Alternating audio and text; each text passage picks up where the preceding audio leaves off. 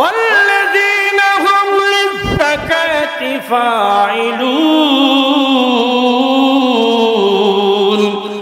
যারা সম্পদের যাকাত আদায় করবে। সম্পদের যাকাত আগামী রমজান মাসে আসতেছে। সারা বছর খায়া পড়া আপনার যদি কিছু টাকা বাঁচে, ওই টাকা 100 টাকা কয় টাকা দিতে হবে? 2.5 টাকা দিতে হবে। এটা কার হুকুম? জোরে কোন? আল্লাহর হুকুম। আল্লাহ বলেন, যারা সঞ্চয়কৃত যাকাত আদায় করে, সক্রিয়ভাবে যাকাত আদায় করে, আমি আল্লাহ তাদের জন্য জান্নাতুল ফেরদাউস রিজার্ভ করে রেখেছি। জোরে কোন সুবহানাল্লাহ। ওয়াল্লাযীনা হুম লিফুরুজিহিম হাফিজুন।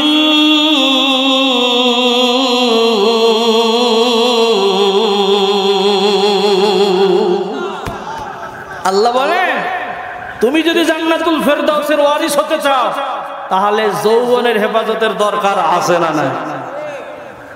কিছুক্ষণ আগে হাদিসের মধ্যে নবী বলেন, তাদেরকে আমি আল্লাহ, আমি নবী জান্নাতে নিয়ে যাবার জামিনদার হব যারা যৌবনের হেফাজত করবে।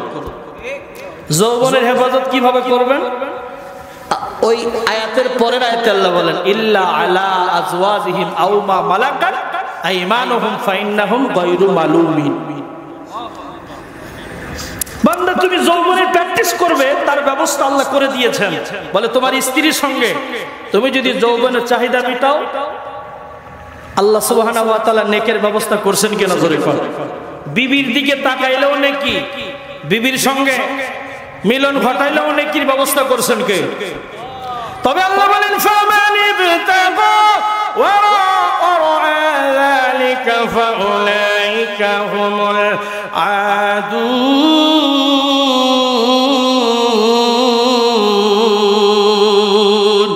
আল্লাহ বলেন, স্ত্রী ছাড়া অন্য কোন মহিলার দিকে তুমি যদি কামনাকারী হও, বিবি ছাড়া যদি শালীর দিকে নজর দাও, সমস্যা আছে না নাই? এই জন্য নবীজি বলেন, ইয়া আলিলা তুদবিরুন নাজরাতান নাজরাতা ফাইন্না লাকাল উলা ওয়া লাইসা লাকাল আখিরা। আলী রে, কোন পরিচিত মহিলা যদি তোমার সম্মুখে এসে যায়, এ আলী, এক নজর দেখা তোমার জন্য জায়েজ আছে, দ্বিতীয় নজর দেখলে নজরের গুনাহ লিখবেন কে? আমার ভাইরা, এক নজর দেখা জায়েজ আছে, দ্বিতীয় নজর দিলে সমস্যা আছে না নাই? এখন যুবকেরা যদি বলেন, হুজুর 1 ঘন্টা ধরে এক নজর দিয়ে তাকায়ে থাকবো, সমস্যা আছে না নাই? এক নজর কি 1 ঘন্টা? এক নজর কি 1 মিনিট, 10 মিনিট? এক পলক। আমার ভাইয়ের, আমার বন্ধুগণ, জান্নাতুল ফেরদাউস আল্লাহ তাদেরকে দান করবেন। ওয়াল্লাযীনা হুম লিআমানাতিহিম ওয়াহদিহিম রাউন।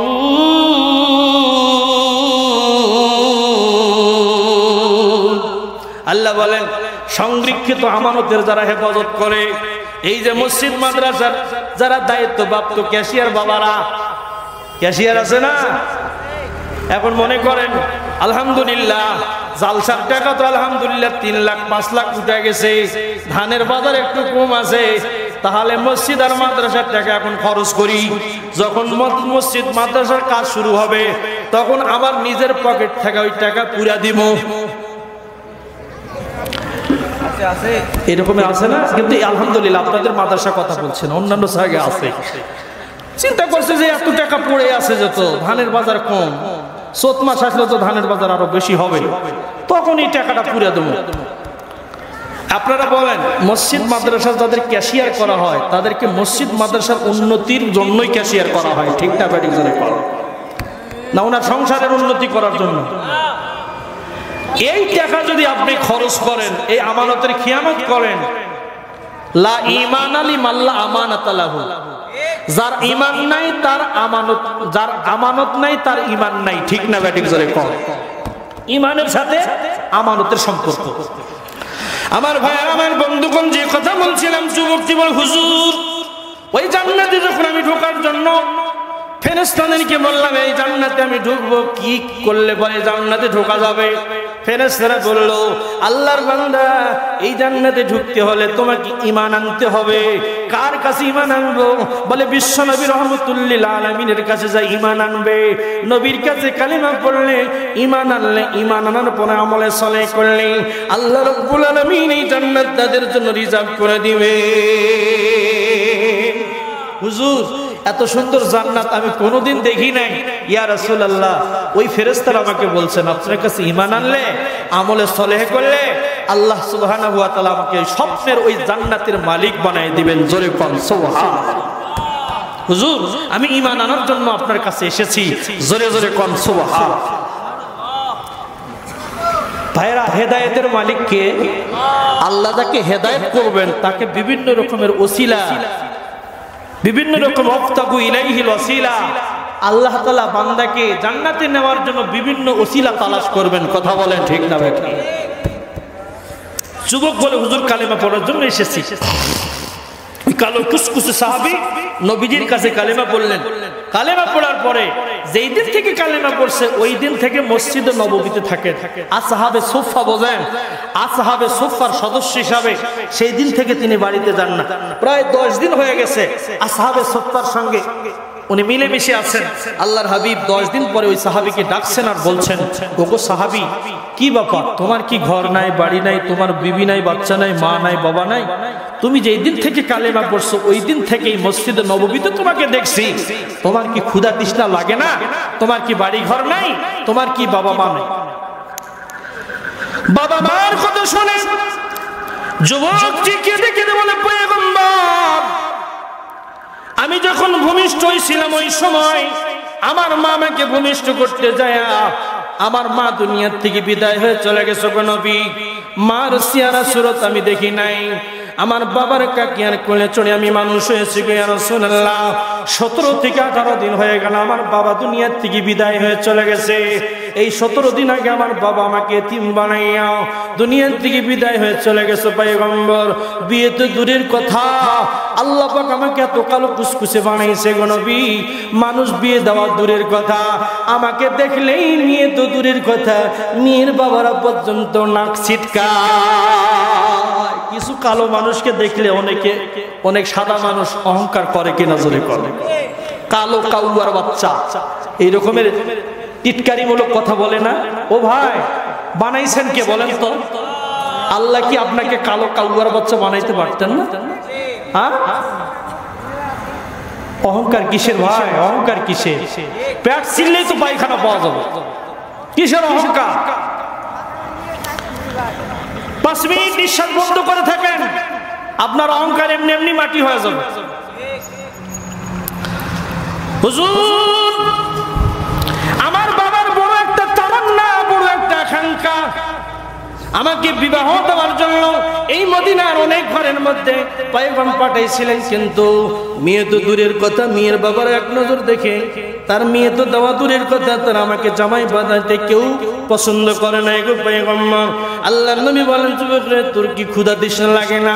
যুবক বলে, ইয়া রাসূলুল্লাহ, ইয়া হাবিবাল্লাহ, আল্লাহর নামে কসম কইরা কয়, যখন আপনার চেহারার দিকে তাকাইতে দেরি হয়, কিন্তু আমার ক্ষুধা তৃষ্ণা নিবারণ হইতে দেরি হয় না।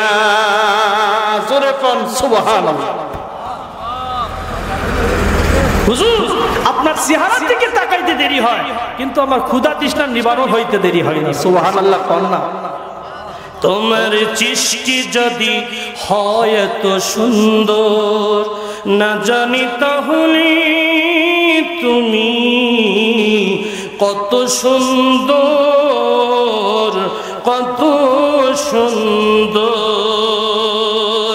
যে মানুষ মানুষের বেদনায় আজীবন কেঁদেছিলেন মদিনায়,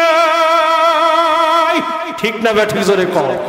সে মানুষ যদি হয় এত সুন্দর, না জানি তাহলে তুমি কত সুন্দর, কত সুন্দর।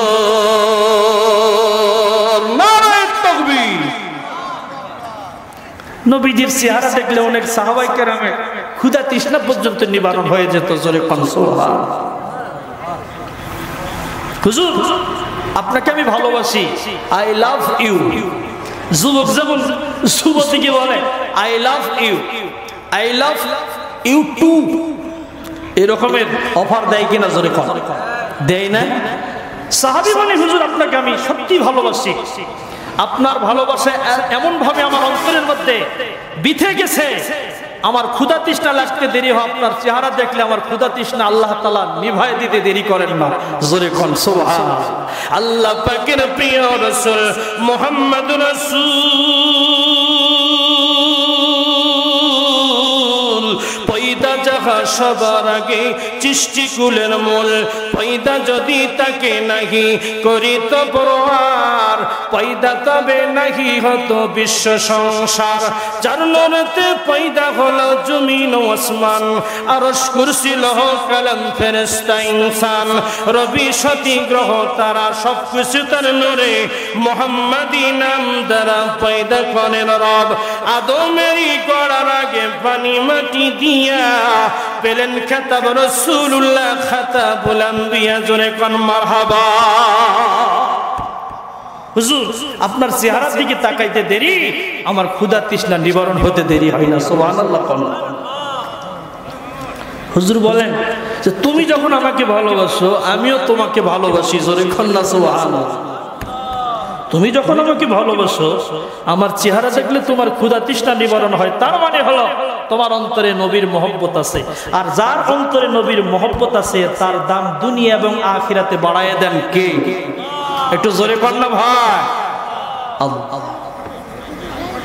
হুজুর বলেন ঠিক আছে, তোমার বাড়ি ঘরের অবস্থা কি? বলে বাড়ি ঘর নাই, সরকারি একটা ছোট্ট খাস জায়গায় হেজুরে টালশিতে ঘর করছিলাম। এই যে কয়েকদিন আগে ঘূর্ণিঝড় হয়েছে, মনে হয় আমার মনে বলে ওই ঘূর্ণিঝড়ের আউযু বিল্লাহি মিনাশ শাইতানির রাজীম, বিসমিল্লাহির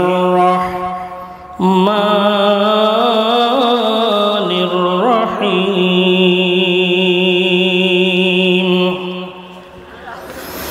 কুল ইন কুনতুম তুহিব্বুনাল্লাহা ফাত্তাবিউনি ইউহিব্বুকুমুল্লাহ,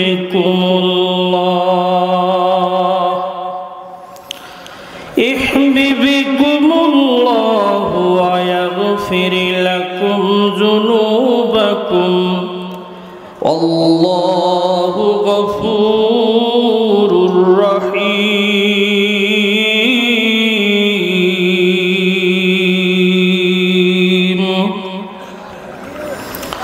قال رسول الله صلى الله عليه وسلم من أحب سنتي فقد أحبني ومن أحبني كان معي في الجنة أو كما قال النبي عليه الصلاة والسلام من صلى خلف عالم تقي فكأنما صلى خلف نبي أو كما قال النبي عليه الصلاة والسلام. وقال شان حبيبه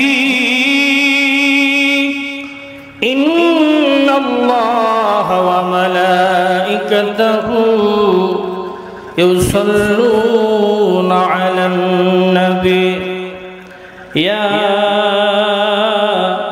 أيها الذين آمنوا صلوا عليه وسلموا تسليما. সকলে মহব্বতের সাথে সবচাইতে উত্তম দরুদ দরুদ ইব্রাহিম উচ্চ আওয়াজে পড়ি। আল্লাহুম্মা সাল্লি আলা মুহাম্মাদিন ওয়া আলা আলি মুহাম্মাদ كما صليت على إبراهيم وعلى آل إبراهيم إنك حميد مجيد. اللهم بارك بارك على محمد وعلى آل محمد كما باركت على إبراهيم وعلى آل إبراهيم إنك حميد مجيد بلغ العلا بكماله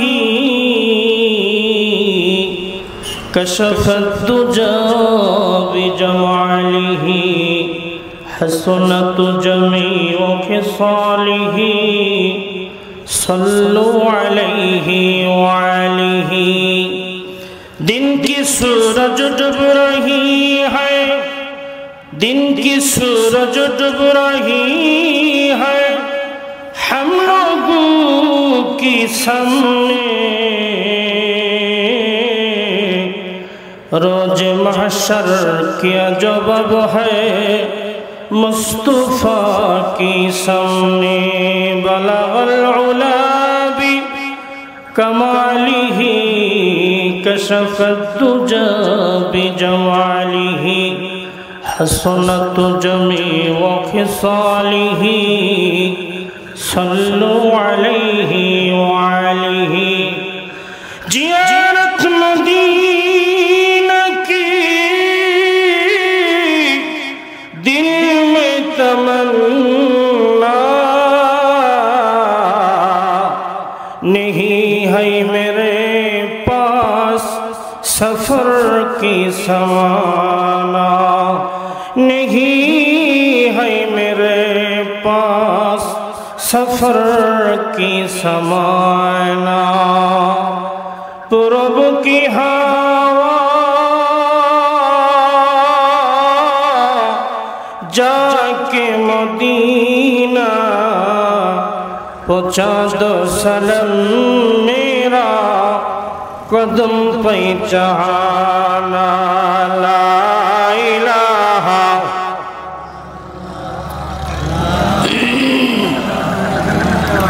ভাই জবান দিয়েছেন কে বলেন জবান কে দিয়েছেন আল্লাহর জবান দিয়া কালেমা বললে কি কোনো অসুবিধা হবে কালেমার সঙ্গে কি আপনাদের দুশমনি আছে বাপ দুশমনি যদি না থাকে একটু জবান খুলে লা ইলাহা لا إله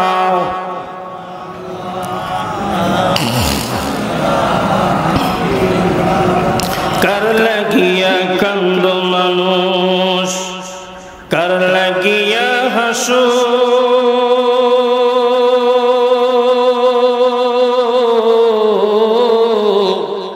যে তোমারে করলে চিজন তারই ভুলে আছো ঠিক না ভাই ঠিক বলে যে তোমারে করলে চিজন তারই ভুলে আছো এই পৃথিবীর মালিক যিনি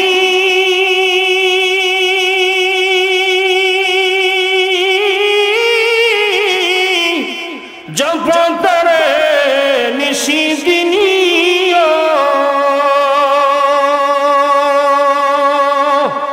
যার হাতেতে মরণ সবার যার হাতেতে মরণ সবার যার দয়াতেই বাঁচো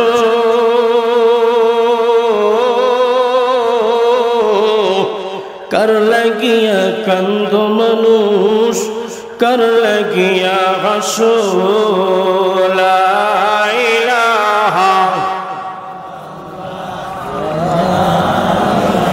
একটু জবান খুলে উচ্চ আওয়াজে লা ইলাহা লা ইলাহা ইল্লাল্লাহ লা ইলাহা ইল্লাল্লাহ লা ইলাহা ইল্লাল্লাহ লা ইলাহা ইল্লাল্লাহ লা ইলাহা ইল্লাল্লাহ লা ইলাহা ইল্লাল্লাহ লা ইলাহা ইল্লাল্লাহ লা ইলাহা ইল্লাল্লাহ লা ইলাহা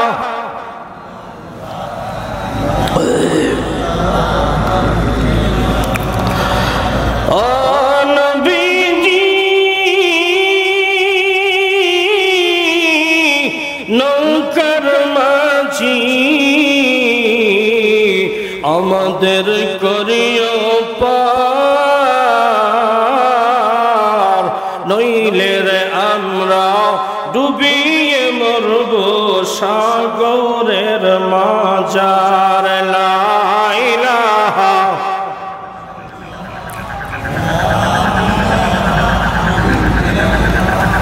লা ইলাহা ইল্লাল্লাহ লা ইলাহা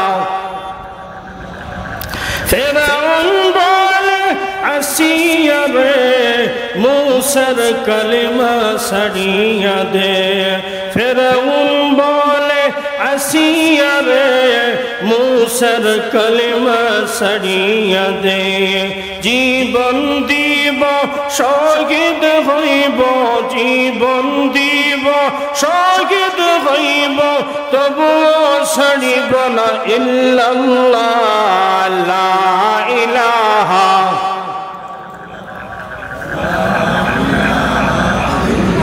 লা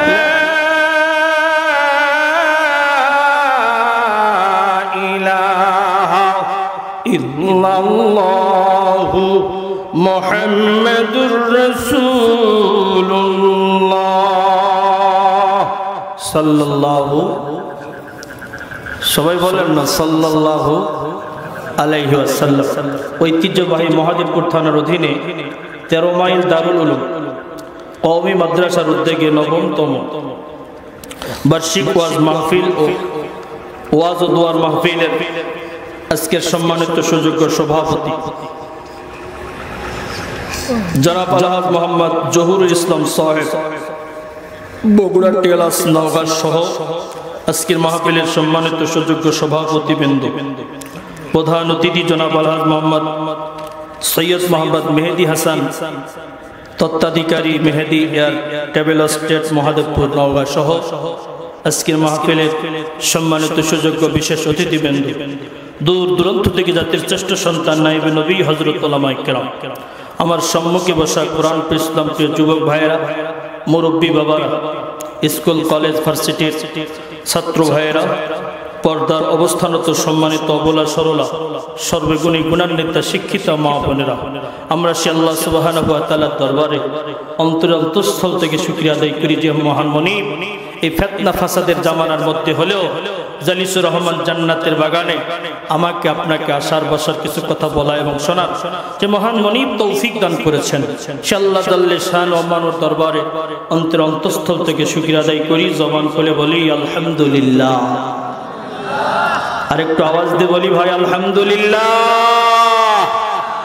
রব্বানা লাকাল হামদ হামদান কাসীরান তয়্যিবান মুবারাকান ফি। আমরা শুকরিয়া আদায় করলাম কার? আওয়াজ দিয়ে বলেন। আল্লাহর নাম নিলে কি গুনাহ হয়? জোরে বলেন গুনাহ হয়?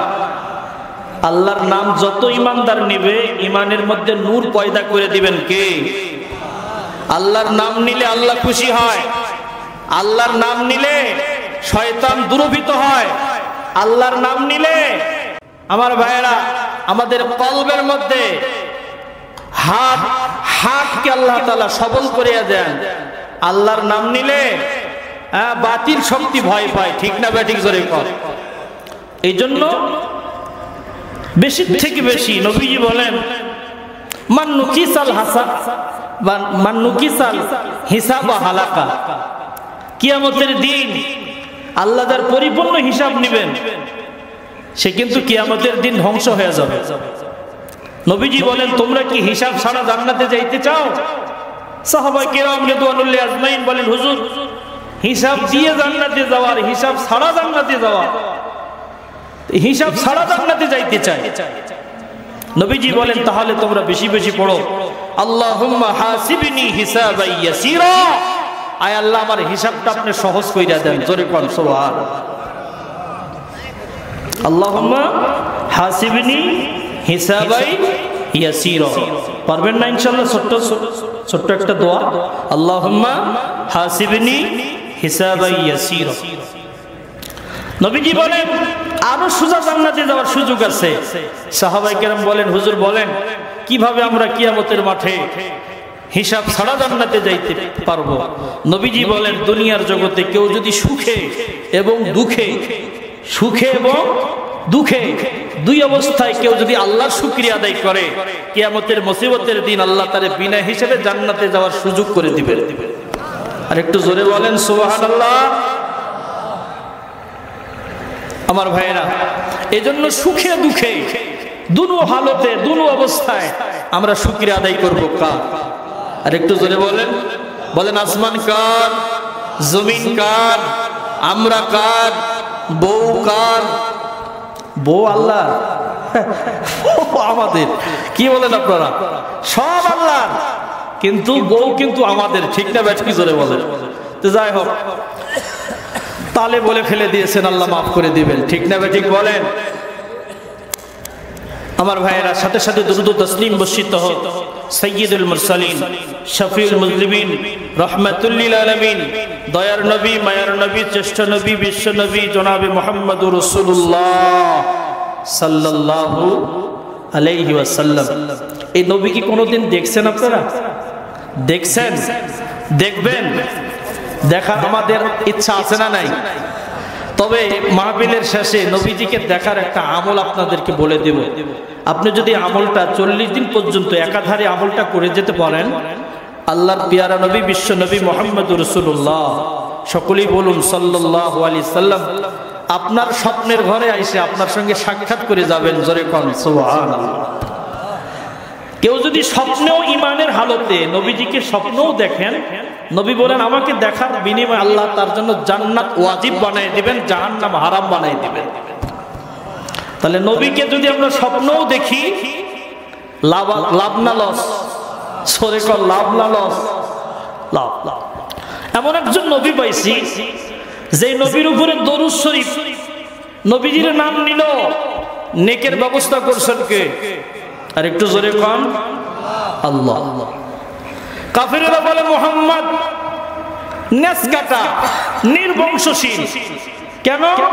বলে মুহাম্মাদের সন্তান, ছেলে সন্তান দুনিয়াতে হয়েছিল বটে, কিন্তু দুনিয়াতে বেশি দিন থাকে নাই, আল্লাহ তাদেরকে উঠায় নিয়েছেন। অনেকের ধারণা যার ছেলে নাই, ই মারা যাওয়ার পরে এর ভিটায় ঘুঘু চড়বে, এরকমের কিছু কথা আমাদের আঞ্চলিক ভাষায় আছে না নাই? ছেলে নাই, তোর ভিটাই তুই মরার পরে ঘুঘু চড়বে রে, এরকম একটা আঞ্চলিক ভাষা আমাদের আছে না নাই? তো ওই রকম কাফিরেরা আল্লাহর হাবিবের ছেলে সন্তান দুনিয়াতে আল্লাহ তাকে ছেলে সন্তান দান করেছিলেন, কিন্তু আল্লাহ তাআলার হিকমতের কারণে আল্লাহ তাদেরকে আগে উঠায় নিয়েছেন। এই জন্য বলে যে মুহাম্মদ যতদিন দুনিয়াতে আছে, মুহাম্মাদের নাম নেওয়ার মতো বন্ধক ততদিন দুনিয়াতে থাকবে। মুহাম্মদ যেদিন থেকে বিদায় হবে, আর নাম নেওয়ার মতো বন্ধক দুনিয়াতে থাকবে না। জোরে কর নাউজুবিল্লাহ। মুহাম্মদুর রাসূলুল্লাহর নাম নিলে সওয়াব হবে। মুহাম্মদুর রাসূলুল্লাহর নাম নিলে 10টি রহমত নাজিল করবেন কে? মান সাল্লা আলাইহি সালাতান সাল্লাল্লাহু আলাইহি আশারা মাররাত। কেউ যদি নবীর উপরে একবার দরুদ শরীফ পড়ে, আল্লাহর হাবিব বলেন তার উপরে 10টি রহমত করবেন কে? একটু জোরে বল না ভাই। আল্লাহ রে ডাক রে বান্দা, আল্লাহ রে ডাক,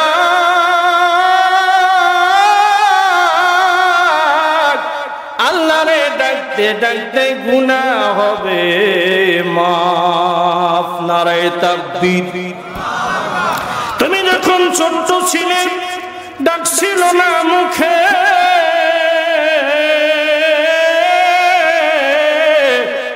তরল খাবার দিলেন মাওলা তোমার মায়ের বুকে। ঠিক না বা ঠিক বলেন? সেই আল্লাহ রে ভুইল না রে, জীবন থাকার যাক, আল্লাহ রে ডাক রে বান্দা, আল্লাহ রে ডাক। লিল্লাহি তাকবীর। তাহলে নবীর উপরে দরুদ শরীফ পড়লেই নেকের ব্যবস্থা করেছেন কে? রহমতের ব্যবস্থা করেছেন কে? আমার ভাইয়েরা, আমার বন্ধুগণ, যে নবীকে সৃষ্টি না করলে দুনিয়ায় আল্লাহ বানাতো না। ঠিক না বেঠিক? জোরে কর, বলেন বলেন।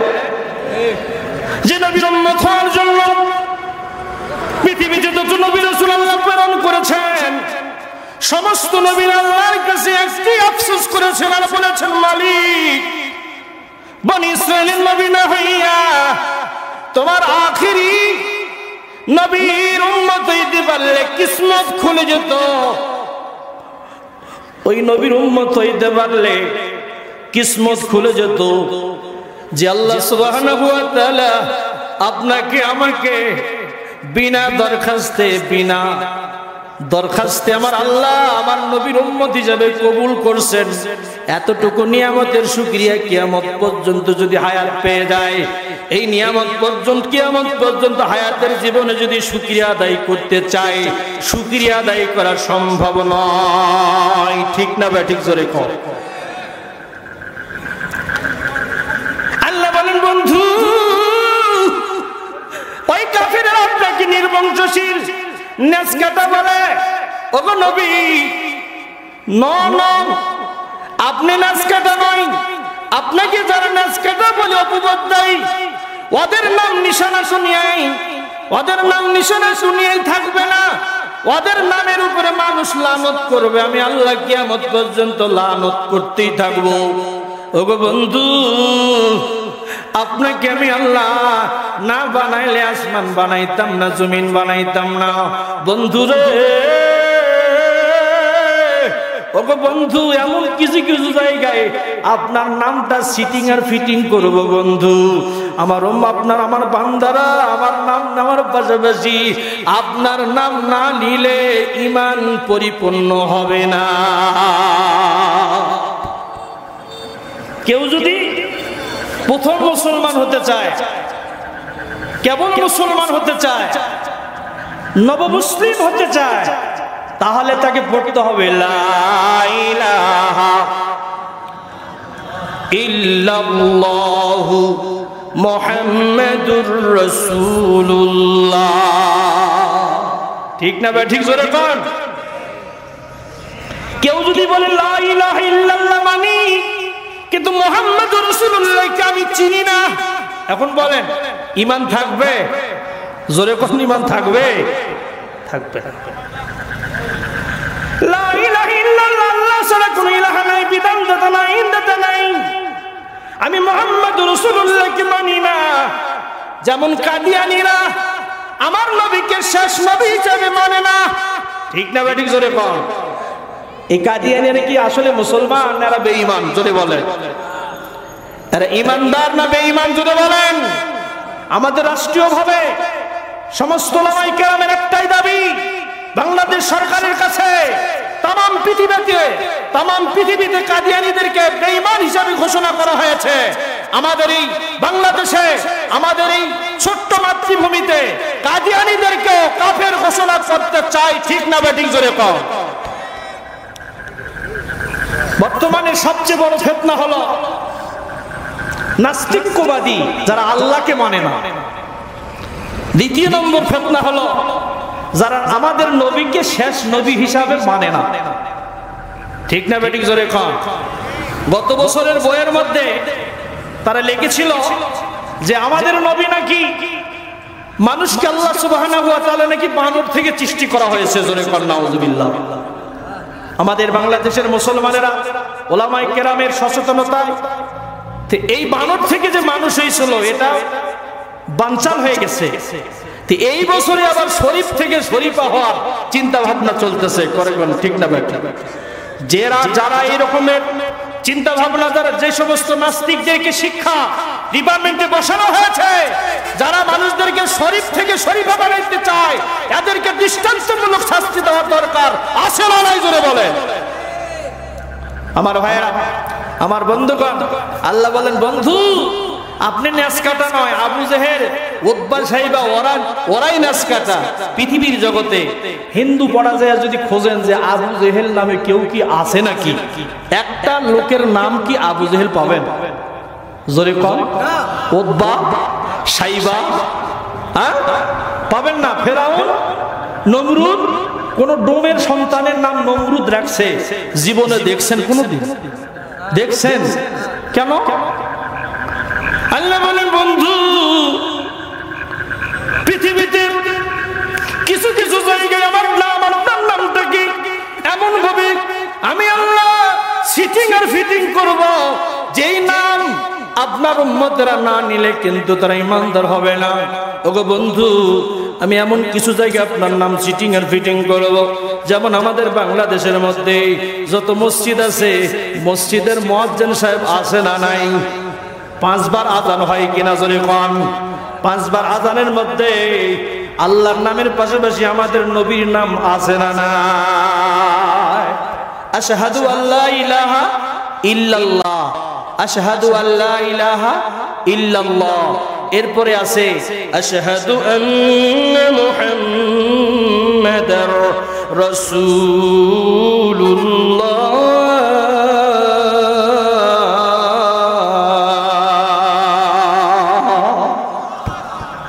আছে না? এখন तमाम পৃথিবীতে যত মুয়াজ্জিন সাহেব আযান দিবেন, মুয়াজ্জিন সাহেব যদি বলে আমি আশহাদু আল্লা ইলাহা ইল্লাল্লাহ বলবো, আমি মুহাম্মাদুর রাসূলুল্লাহ বলবো না, বলেন ওর মুয়াজ্জিনের চাকরি থাকবে? জোরে কোন থাকবে? থাকবে। তাহলে কালেমার মধ্যে নবীর নাম, কালেমা শাহাদাতের মধ্যে নবীর নাম, কালেমা তাওহীদের মধ্যে নবীর নাম, কালেমা তামজিদের মধ্যে নবীর নাম, কোরআনের মধ্যে নবীর নাম আছে না নাই? হাদিসের পাতায় পাতায় আল্লাহর হাবিবের নাম আছে না নাই? আছে।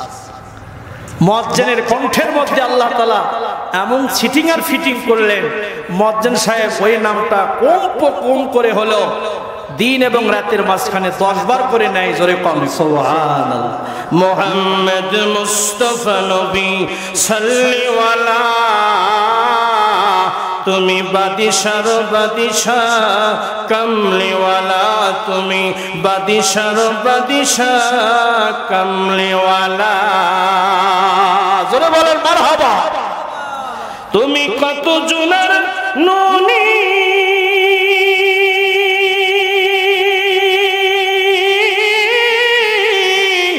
কোরআনতে শুনি,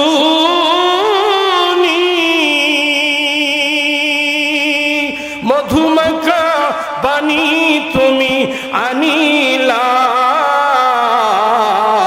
মুহাম্মদ মুস্তাফা নবী সাল্লি ওয়ালা, তুমি বাদিশার বাদিশা কামলিওয়ালা।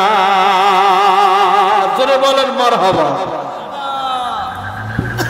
আমার ভাইয়েরা, সূরাতুল ইমরান থেকে ছোট্ট একটি আয়াতে কারিমা তেলাওয়াত করেছি রাসূলের অসংখ্য হাদিস থেকে। তিরমিজি শরীফ থেকে একটা হাদিস আপনাদের সামনে উপস্থাপন করেছি। আল্লাহ যদি তৌফিক দান করেন, আয়াত এবং হাদিসকে সামনে রেখে আমি কিছু কথা বলবো, আপনারা থাকবেন না ভাগবেন? বলেন, থাকবেন না ভাগবেন? আলহামদুলিল্লাহ, 1 ঘন্টা কি থাকা যাবে? কুল ইন কুনতুম তুহিব্বুনাল্লাহ ফাত্তাবিউনি ইহবিবিকুমুল্লাহ। আয়াত কেমনে নাজিল হলো?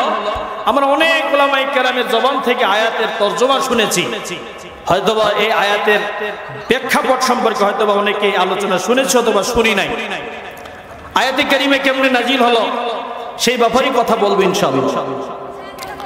আল্লাহর হাবিব বিশ্ব নবী মুহাম্মদুর রাসূলুল্লাহ সাল্লাল্লাহু আলাইহি সাল্লামকে আল্লাহ সম্বোধন করে বলেন, ওগো নবী, ওগো রাসূল, কুল, আমরের সাগা আদেশ করে বলছেন যে আপনি বলেন, ইন কুনতুম তুহিব্বুনাল্লাহ, যে ব্যক্তি আমি আল্লাহকে পেতে চাই, আমি আল্লাহর ভালোবাসা নিতে চাই, ফাত্তাবিউনি ইহবিবিকুমুল্লাহ, সেজন্য আপনি নবীর অনুসরণ অনুকরণ করেন। এখন বলেন, আল্লাহকে সবাই ভালোবাসতে চাই কি চাই না? আল্লাহর ভালোবাসা নিতে হলে নবীর ইত্তেবা করার জন্য নির্দেশনা দিয়েছেন কে? একটু জোরে কর। আল্লাহ। কেউ যদি নবীর অনুসরণ অনুকরণ করে তাহলে কি লাভ হবে? আল্লাহ বলেন, ওয়াগফির লাকুম যুনুবাকুম, আমি আল্লাহ তার জীবনের সব গুনাহগুলি মাফ করে দিব। জোরে কর সুবহানাল্লাহ। আল্লাহু গফুরুর রহিম, আল্লাহ হলেন ক্ষমাশীল। জোরে কোন সুবহানাল্লাহ। এটা হলো আয়াতের সংক্ষিপ্ত একটা তরজমা। এই আয়াত কেমনে নাজিল হইল? আল্লাহর হাবিব সাল্লাল্লাহু আলাইহি সাল্লাম আপনারা যেমন বসে আছেন মসজিদে নববীতে, আল্লাহর নবীর সাহাবীরা যখন বয়ান শুনতেন, নবীজি যখন বয়ান করতেন, নবীজির দিকে সাহাবায়ে কেরাম তাক লাগায়া শুনতো, নবীজির চেহারা দেখতো। আর ওই বয়ানগুলি শোনার আগে নিয়ত করতো যে যে কথা শুনবো ওই কথা আমলের নিয়তে শুনবো। বয়ান শোনার একটা আদব আছে না নাই? বয়ানে শুনতেছেন পানও খাইতেছেন, বয়ানে শুনতেছেন বাদাম খাইতেছেন, বয়ানে শুনতেছেন গল্প করতেছেন, এটা কি বয়ানের আদব? জোরে বলেন আদব। আদবে আউলিয়া, বেআদবে শয়তান। কথা বলেন ঠিক না বেঠিক? মসজিদে নববীতে বিশ্বনবী রহমতের নবী ফজরের নামাজের পরে আর আসরের নামাজের পরে কিবলার দিকে পিঠ করিয়া মুসল্লির দিকে মুখ করিয়া নসিহত করতেন। এজন্য দেখবেন আপনাদের ইমাম সাহেব হুজুরেরা ওনার আলহামদুলিল্লাহ আলহামদুলিল্লাহ ওনারা কিন্তু আসরের নামাজের পরে নবীর ওই সুন্নতকে ফলো করার জন্য আসরের নামাজ পড়ে কিবলার দিকে পিঠ করিয়া মুসল্লির দিকে মুখ করিয়া বসে কিনা? জোরে কথা বসে না? আল্লাহর নবী যাতে এই সুন্নত পালন করছেন এজন্য উলামায়ে কেরাম এই সুন্নতটা পালন করেন। বিশ্বনবী ফজরের নামাজের পরে কিছু নসিহত করতেন সময় আর সুযোগ হইলে। একদিন মসজিদে নববীতে আল্লাহর হাবিব সাল্লাল্লাহু আলাইহি সাল্লাম নসিহত করতেছেন, সাহাবায়ে কেরাম নবীজির নসিহতগুলি মনোযোগ সহকারে শুনতেছেন। এমন সময় মসজিদে নববী বারান্দা থেকে একটা কান্নার আওয়াজ নবীজির কর্ণকুহরে ভেসে আসতেছে। কথা কি বোঝেন আমার? আল্লাহর হাবিব সাল্লাল্লাহু আলাইহি সাল্লাম এই কান্নাকে লক্ষ্য করে তিনি নসিহত স্টপ করে দিলেন।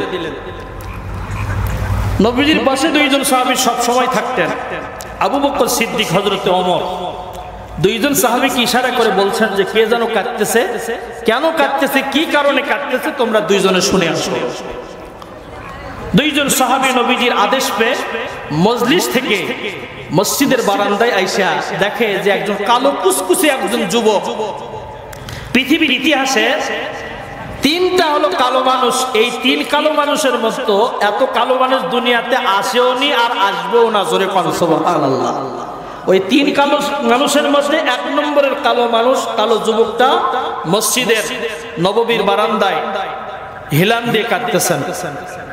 আবু বকর সিদ্দিক, হযরত ওমর ফারুক ডেকে বলেন, ভাই ও যুবক তুমি কাঁদতেছো কেন? কি হয়েছে তোমার? তোমার উপর কেউ কি জুলুম করছে নি? তোমার কি মা মারা গেছে? তোমার কি বাবা মারা গেছে? কি জন্য কাঁদতেছো বলো? যুবক বলতেছেন, আপনি কে? আপনার পরিচয় কি? বলে, আমার নাম আবু বকর, ওনার নাম হযরত ওমর। তো বলতেছেন, আমি আবু বকর আর ওমরের কাছে কান্নার কারণ বলবো না, আমি বলবো মুহাম্মদুর রাসূলুল্লাহ সাল্লাল্লাহু আলাইহি সাল্লামের কাছে আমার কান্নার কারণ বলবো, এই জন্য এসেছি। দুইজন সাহাবী যুবকের কথা শুনে নবীজির কাছে যে বলছেন, ইয়া রাসূলুল্লাহ, যুবক যে কারণে কাঁদতেছেন ওই কারণটা আপনাকে জানাইতে চায়, আমাদের বলতে চান না। নবীজি মজলিস থেকে সাহাবায়ে কেরামকে রেখে তিনি চলে আসলেন মসজিদের বারান্দায় এসে বলছেন, যুবক কি হয়েছে, কাঁদছো কেন, কি হয়েছে তোমার বলো। যুবকটি নবীজির চেহারার দিকে তাকাইয়া চোখে পানি ছেড়ে দিয়ে কাঁদিয়ে বলে, পয়গম্বর যেই জন্য কাঁদতেছি ইয়া রাসূলুল্লাহ, ইয়া হাবিবাল্লাহ, আল্লাহর পয়গম্বর, গত রাতে আমি একটা ছোট্ট ঘরের মধ্যে ঘুমানোর জন্য চেষ্টা করছিলাম গো নবী, কিন্তু আমার ঘুম ধরে না। ইয়া রাসূলুল্লাহ, ইয়া হাবিবাল্লাহ, গভীর রাত হয়ে গেছে, দুনিয়ার টেনশন আমার মাথার মধ্যে ঘুরপাক খাইতেছে, রাত গভীর হয়ে যায় কিন্তু ঘুম ধরে না। গভীর রাতে আমার একটু ঘুম এসে গেল গো নবী, ঘুমের ঘরে আপনি সবের স্বপ্নের জগতে চলে গেলাম। স্বপ্নের জগতে যাওয়ার পরে আমি স্বপ্ন দেখলাম, আমি স্বপ্নের জগতে আল্লাহ পাকের জান্নাতুল ফেরদাউসের সম্মুখীন হয়ে গেলাম। জোরে কোন সুবহানাল্লাহ। আমাদের অনেকের ঘুমের ঘরে অনেক রকমের স্বপ্ন আছে না নাই? আছে না? নবী, আমি একটা জান্নাতের সামনে ঘুরতেছি, এত সুন্দর জান্নাত এই মক্কার মদিনাতে আমি দেখি নাই গো গো নবী, যে জান্নাত সোনার রূপা দিয়ে আল্লাহ পাক মণিমুক্তা দিয়ে বানাইছেন, ওই জান্নাতের বাগানের সামনে যখন আমি দণ্ডায়মান, আমি বললাম এই জান্নাতের মধ্যে আমি একটু ঢুকতে চাই, আমাকে কি ঢোকার পারমিশন দেওয়া হবে না? জান্নাতের প্রহরী ফেরেশতারা ডাক দিয়ে বলে, যুবক রে, এই জান্নাতে ঢুকতে হলে ঈমানের দরকার আছে না? না, ঈমানের দরকার আছে। তুমি কি ঈমানদার? তুমি তো বেঈমান, তুমি তো এখনো ঈমান আনোনি। আমার আল্লাহ রাব্বুল আলামিন এই জান্নাত তাদের জন্য বানায় রাখছেন যাদের মধ্যে 10টা গুণ থাকবে। আমার আল্লাহ তাদেরকে জান্নাতের মালিক বানায় দিবেন, যার নাম হলো জান্নাতুল ফেরদাউস। কি ভাই? 10টা গুণ যার মধ্যে থাকবে, আমার আল্লাহ তাকে উপহার হিসাবে জান্নাতুল ফেরদাউসের মালিকানা তাকে দান করবেন। আল্লাহ বলেন, ক্বাদ আফলাহাল মুমিনুন।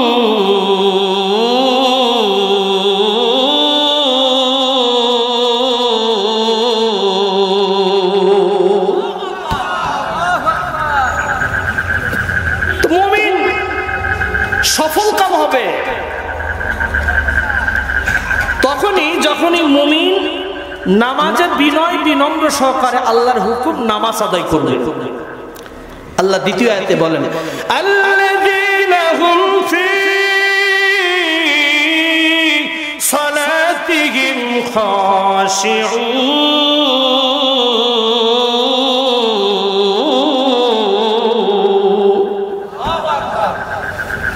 ওই মুমিন সফল কাম কোন মুমিন? যে মুমিন বিনয় বিনম্র সহকারে নামাজ আদায় করে।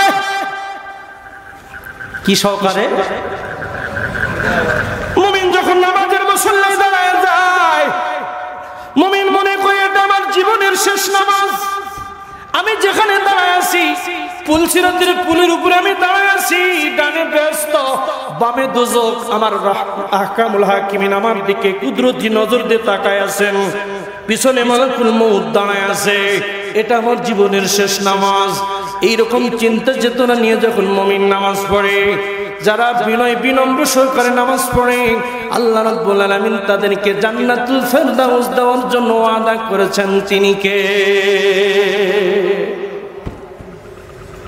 বিনয় বিনম্র সহকারে যারা নামাজ আদায় করবে। 3 নম্বর গুণ হলো ওয়াল্লাযীনা হুম আনিল লাগবি মুরিদুন।